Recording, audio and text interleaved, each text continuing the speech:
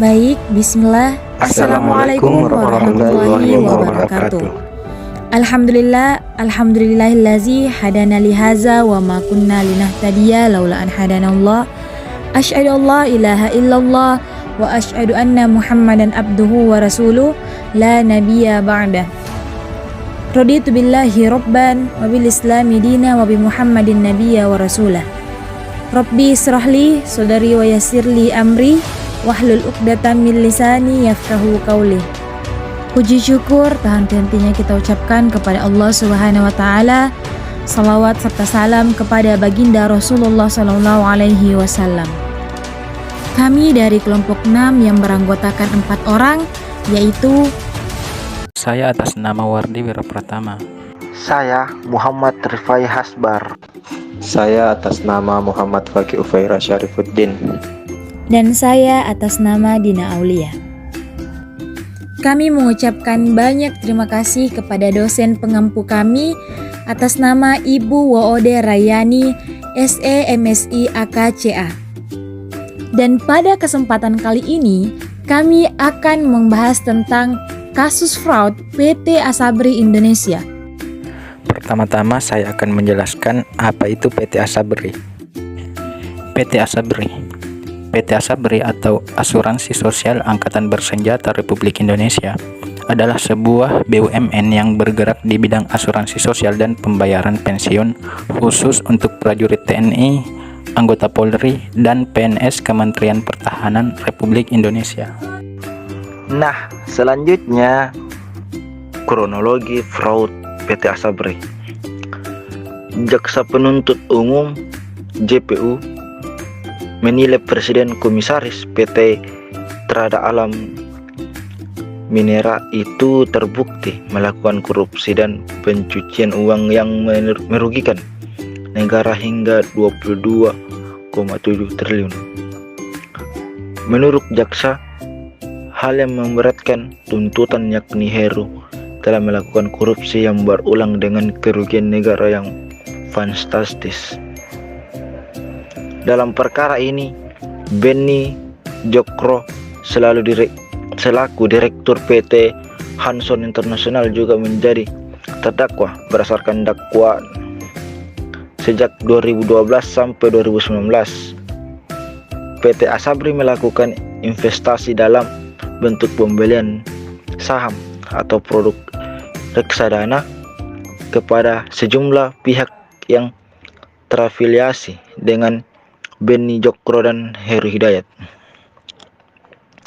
Namun pembelian saham itu dilakukan tanpa disertai analisis fundamental dan teknis, serta hanya formalitas Direktur Investasi dan Keuangan dan Kepala Divisi Investasi PT Asabri disebut melakukan kerjasama dengan Benny Jokro dan Heru Hidayat.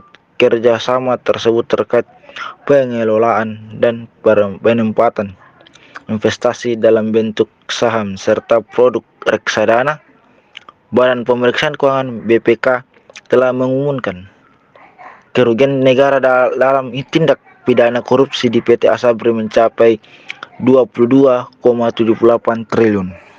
Adapun investigasi kasus PT Asabri yaitu Badan Pemeriksa Keuangan mengemukakan terdapat indikasi kecurangan dalam pengelolaan PT Asabri Persero. Ketua BPK Agus Firman Sapurna mengatakan saat ini pihaknya tengah melakukan proses investigasi dalam pengelolaan keuangan dan investasi asuransi sosial pembayaran pensiun khusus TNI dan Polri tersebut.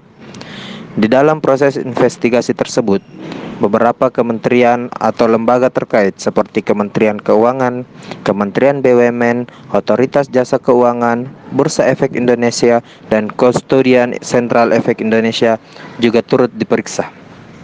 Hasilnya, BPK menyimpulkan telah terjadi penyimpangan terhadap peraturan perundang-undangan yang dilakukan oleh pihak-pihak terkait di perusahaan. Penyimpangan melawan hukum ini terkait dengan pengelolaan dana investasi Asabri selama tahun 2012 sampai dengan 2019, sehingga negara pun dirugikan sebesar 22,78 triliun rupiah. Kemudian, adapun pihak-pihak yang terlibat dalam kasus PT Asabri ini yaitu yang pertama ada Legend Purnama Sony Wijaja yang merupakan Direktur Utama PT Asabri periode 2016 sampai Juli 2020. Kemudian Mejen Putra Adam Rahmat Damiri yang merupakan Dirut PT Asabri periode 2012 hingga Maret 2016. Kemudian Hari Setianto yang merupakan Direktur Investasi dan Keuangan PT Asabri periode Juli 2014 hingga Agustus 2019. Kemudian Lukman Purnomo Sidi yang merupakan Dirut PT Eureka Prima Jakarta Tbk. Nah, selanjutnya Jimmy Sutopo yang merupakan Direktur PT Jakarta Emiten Investor Relation. Kemudian yaitu Benny Jokro Saputro yang merupakan Dirut PT Hanson International Tbk. Kemudian Alam Minera Herudi Hidayat yang merupakan Presiden Komisaris PT Rada. Kemudian Bakhtiar Effendi yang merupakan Direktur Keuangan PT Asabri Persero periode 2008 hingga 2019. Nah, yang terakhir yaitu Ilham Wardana Bilang Siregar yang merupakan Kepala Divisi Investasi PT Asabri Persero periode 1 Juli 2012 hingga 29 Desember 2016. Akan tetapi, beliau tidak mengikuti tahap penyidikan dikarenakan beliau telah meninggal dunia.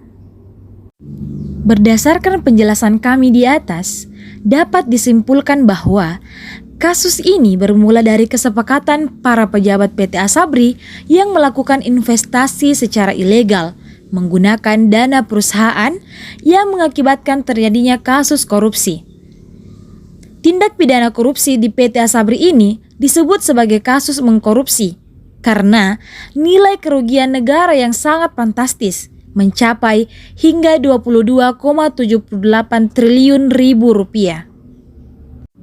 Itulah tadi materi kami, kurang lebihnya mohon dimaafkan. Billahi fisabilil haq, fastabiqul khairat. Wassalamualaikum warahmatullahi wabarakatuh.